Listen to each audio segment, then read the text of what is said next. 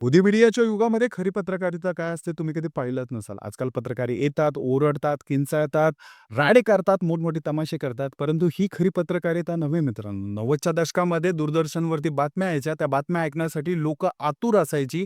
मित्रांनो टायमिंगवरती लोकं येऊन त्या टीव्ही समोर बसायची.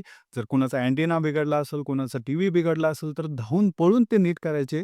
कारण त्या बातम्या लोकांना ऐकायच्या असायच्या. या बातम्यांमधनं सत्यता, या बातम्यांमधनं मोजकं जे पण आहे ते सांगितलं जायचं. या बातम्यांमधनं ती सादगी होती. ना कुठल्याही प्रकारचा तमाशा त्या बातम्यांमधनं लोकांपर्यंत पोहोचला जायचा. जेवढं तेवढं त्या बातम्यातनं सांगितलं जायचं आणि जी स्पष्ट न्यूज आहे, जी स्पष्ट बातमी आहे ती सांगितली जायची. मित्रांनो या बातम्या सांगणाऱ्या होत्या सरला माहेश्वरी. 1988 पासून ते 2000 पर्यंत त्यांनी दूरदर्शनवरती बातम्या सांगितल्या. सर्वसामान्य लोकांच्या घरापर्यंत त्या पोहोचल्या.